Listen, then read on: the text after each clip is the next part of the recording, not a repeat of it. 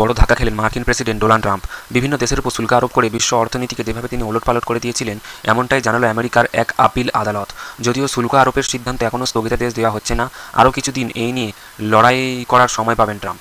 মার্কিন সুপ্রিম কোর্টে এই রায়ের বিরুদ্ধে আবেদন জানাবেন তিনি। সেখান থেকেও যদি তার সিদ্ধান্তকে বেআইনি বলে দেখে দেওয়া হয়, তবে শুল্ক প্রত্যাহার করতে হবে আমেরিকাকে। আমেরিকার ফেডারেল সার্কিটের আপিল আদালতে শুল্ক সংক্রান্ত একটি মামলার শুনানি হয়েছে শুক্রবার। তার রায়ে আদালত জানিয়েছে এই বিষয়ে মার্কিন প্রেসিডেন্ট অনেক সিদ্ধান্তই বেআইনি, এভাবে শুল্ক আরোপ করে দেওয়া যায় না। এর আগে নিম্ন আদালতে এই মামলা উঠেছিল এবং সেখান থেকে যে রায় দেওয়া হয়েছিল আপিল আদালত তাই বলবৎ রেখেছে। আদালতের যে আপনার পর্যবেক্ষণ রয়েছে, ট্রাম্প তার জরুরি অর্থনৈতিক ক্ষমতাকে কাজে লাগাচ্ছে।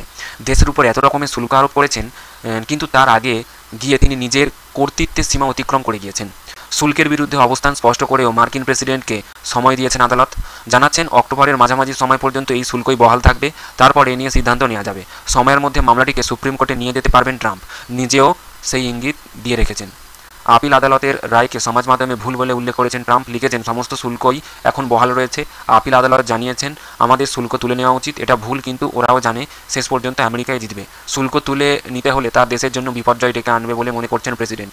যদি এই শুল্ক কখনো তুলে নিতে হয়, তা আমেরিকার জন্য বিপর্যয় হবে, অর্থনৈতিকভাবে দুর্বল হয়ে পড়বে। ট্রাম্প বলছেন বিপুল বাণিজ্য ঘাটতি আমেরিকা আরও সহ করবে না, একতরফা শুল্ক সহ করা হবে না। এখানে অন্য দেশ আমাদের উপর ইচ্ছামতো শুল্ক আরোপ করে আমাদের উৎপাদনকারীদের এতদিন ঠকিয়ে এসেছে। আপিল আদালতের এই রায় বহাল থাকে, তবে তা আমেরিকাকে ধ্বংস করে দেবে। আমেরিকা সুপ্রিম কোর্টের সাহায্যে এই শুল্ক কার্যকর করবে না বলে জানিয়েছে ট্রাম্প। আমেরিকার প্রেসিডেন্ট হিসেবে দ্বিতীয়বার ক্ষমতায় আসার পরেই বিভিন্ন দেশের পণ্যের উপর চড়া হারে শুল্ক আরোপ করেছেন ট্রাম্প। এখনও পর্যন্ত সর্বোচ্চ শুল্ক রয়েছে ভারত এবং ব্রাজিলের উপর 50%। ট্রাম্পের শুল্কের ফলে বিভিন্ন দেশের সঙ্গে আমেরিকার বাণিজ্যের ব্যাঘাত ঘটছে, দ্বিপাক্ষিক সম্পর্কেরও অবনতি হয়েছে। এমন সিদ্ধান্তের ফলে আমেরিকার অভ্যন্তরেও ট্রাম্প সমালোচিত হচ্ছেন। এবার আদালতও জানিয়ে দিল তার সিদ্ধান্ত বেআইনি।